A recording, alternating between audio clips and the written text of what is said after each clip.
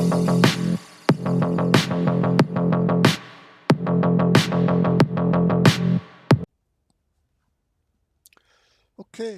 hello everybody, welcome to my controversial Arcanist build. So this is a Magica Arcanist build, and I've built this specifically for new players, people that are switching builds and things like this. Just want to try something new. Um, I know a lot of guilds have a minimum DPS requirement, and everybody's like, oh, you must do this, you must do this. This is a guaranteed 50k on the trial dummy. Um, I will do a, a post-edit cut in later on in this video of me going around Spellscar, and just so you can see the damage that this build can do. It's a very easy setup as well. There's no trial gear at all. Everything in this build can be bought from guild stores. It doesn't have to be gold. I've got everything gold, but that doesn't really change any of the stats. As you can see, we're almost at 60% spell crit, and that's not even being buffed yet. Once we get onto the trial dummy, we will get buffed massively, and that will push to around 70k, 70%. Sorry, not 70k. Spell damage will go up to just over 6.5, almost pushing 7. If you're doing a undaunted or a random dungeon, you'll automatically get another 1,000 on top of that. So you can potentially push this spell damage up to almost 7k with a good group. But that being said, this is literally built for it's literally 2 skills. Literally 2 skills. You're going to need to keep an eye on your potions because you will run out of resources a little bit quickly. But if you use the rotation I'm going to give you, you shouldn't worry too much. If you are going to worry, just put a little heavy attack in. That'll give you resources back and just give you time to build up your potion. So that being said, as you can see, we can there are the stats. So we're on 30, almost 32k Magicka. That will go up with group buffs. That will go up to around 35. Max health, that will probably push up to around 25k. Stamina, don't need to worry about that too much. Spell damage, as I said, that will probably, so in even just a bog standard group, that will go up to 6.5. 7 with a good group. Spell critical will go up to around 70k. Penetration don't need to worry about. Spell resistance, again, you do not really need to worry about. So let's get into the sets. I do have, I will put a link in the description for this video for everything. So let's come over here. Let's go into the sets. So food, we're using Arteum picklefish. You don't have to use that. It's just the best return, and it lasts for 2 hours as well. So you can use Bewitched. It's not the best in the world, or this works extremely well. So corrupting or purifying gives you the same thing. You don't have to be a vampire to get the maximum amount of these, but they are, or you can just use a buy stat food. It's whatever you can do. So sets, here we go. So our main weapon, Mother Sorrow. I know it's a, so the reason I'm using this is because I want this build to be accessible to everybody. There's no trial set in this build at all. It's, of course, can be improved. You're more than free to do that. This is just a base minimum. So Mother Sorrow, crit, crit, crit. That's basically what that does. So we're running precise with damage and Magicka Restore. Head, we're running Ice Heart for the 1-piece crit chance. Then we're running Deadly. So Deadly is on all of our body, apart from the shoulders. That's Mother Sorrow. So Deadly from here downwards. So that's quite a nice little set. So we're doing channeled, and because we're using the beam, it's a channeled effect, so it increases the beam damage by 15%. Okay. And you'll see why we're using Mother Sorrow in just a minute, because of one of the skills we're going to use. So, Jewelry, Mother Sorrow, it's infused there, but ideally Bloodthirsty would be better. But we're running Oaken Soul as well. That's infused, ideally Bloodthirsty. On the build it's Bloodthirsty, I just haven't put it on for this, so it might be a little bit DPS on this video. I'm not going to cut it, I'm just going to show you what it can be. So there's one Bloodthirsty. So that's that. Skills, so this is the most important thing. So our bread and butter, so this is on there for group content, so you don't really need, we're not going to be using this that much, and we're not going to be using that Resolve Vigor that much. Our bread and butter is this, Inspired Scholarship. So if you read down to here, while it's slotted and activated, so while it's slotted you get major spell damage, blah, blah, blah, but you get that from Oaken Soul anyway. That's not why we wear it. That's not why we have this on. So this lasts for 30 seconds. So while you've got it on, it increases all of your class skills. It increases the damage, and it also gives you an extra crux. So you start off with 1. So when we do the other skill, which we're going to come to, you only have to press it. You only have to cast that twice instead of 3 times. So that saves on Magicka. So this does a lot of damage passively. So we hit that first in our rotation. Then this is our bread and butter. So we hit this twice. If this drops off, you have to hit this 3 times. While this is up, this does more damage, and you only have to hit it twice. So for each crux that's up, does 3% damage increased. So that's 9%. And then it explodes for the last part. So this is good for mobs. So for example, if you were to switch up one of the Mother Sorrow, you could put Azure Blight in, and something like that, you know. So there's room to maneuver with this build. So yeah, we cast that twice, and then we hit this. This is so when we've got our 3 cruxes up, increases damage done by 33% and decrease cost by 16% per crux. So it literally costs us nothing. Okay. So the thing about this beam, you can't do anything else. You can't do a synergy or anything. So our ulti is Tide King's Gaze. So the rotation would be, you hit the Inspired Scholarship, you hit this twice, then you hit this. Until the ulti is ready, then you do Escalating Rune Blades. Once this hits, you hit the ultimate first, then you hit the beam. Not the other way around, because you'll waste it. If that makes sense.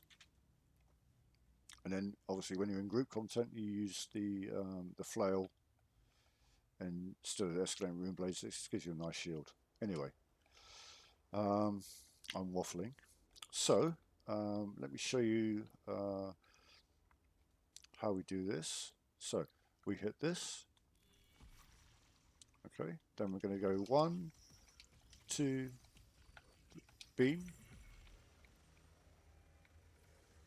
If if you look at the number at the bottom, so 1, 2, ulti, beam,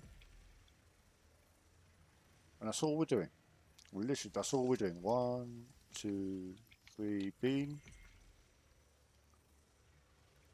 We'll grab the shard when it's done. 1, 2, beam. Can you see the DPS there? I'm not even trying. 1, 2, 3, beam, and can you see the scholars dropped off? So as soon as this finishes, drop it on. 2, 3, beam. DPS is dropping off a little bit. I just say it's a guaranteed 50k, not oh no. So I fucked up the rotation there. But even though I fucked up the rotation, so 1, 2, 3, drop the ulti, then the beam.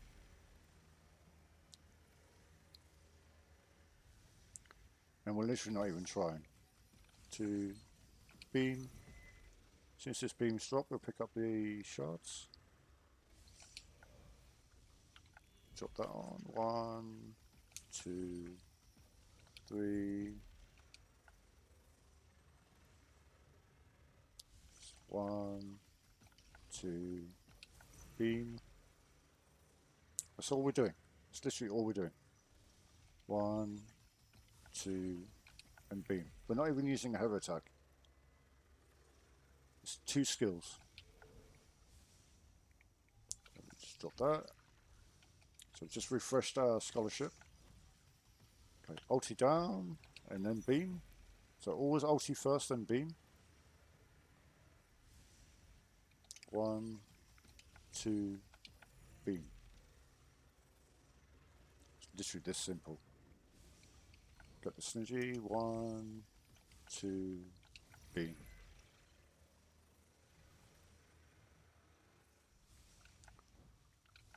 Reapply that. Get that. 1, 2, beam. See, I've even messed that up. 1, 2, beam. 1, 2, ulti, beam.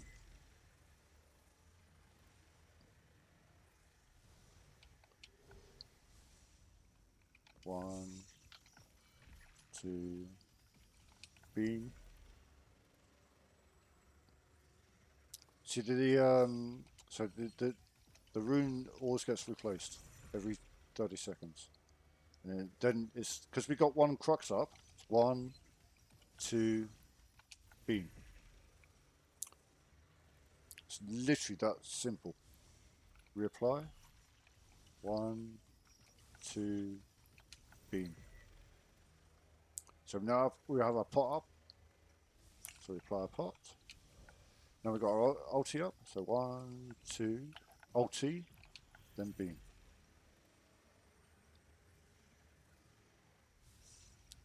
1, 2, beam.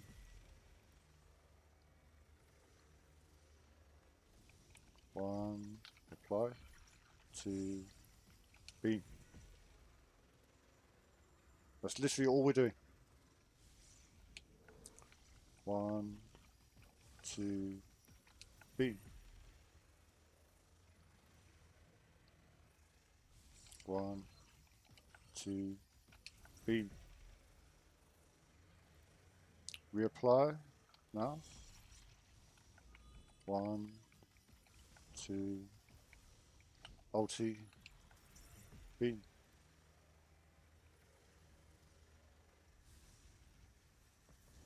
So we're bloodthirsty. The DPS will be around 60k now. 1, 2, beam. Take the synergy. Reapply. 1, 2, beam.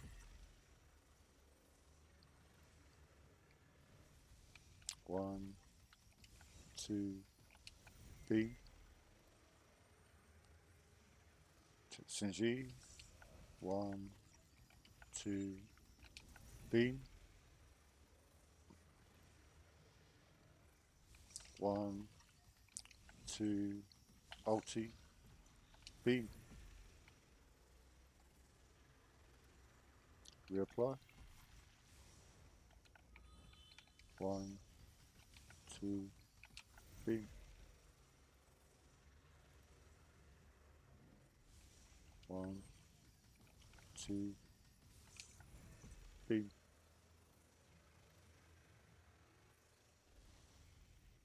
1, 2, bean.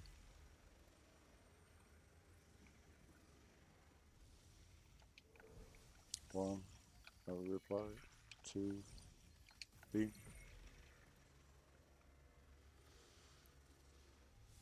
1, 2, alti, bean.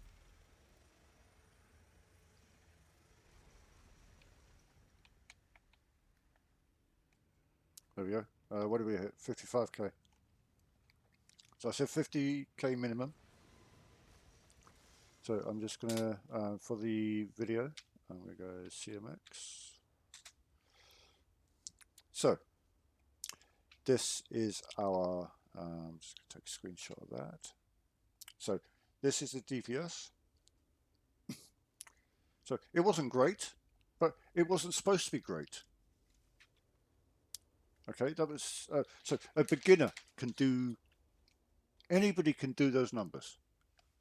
Okay, and you can take this build and improve on it and do 100k if you want to. Okay, that's fine.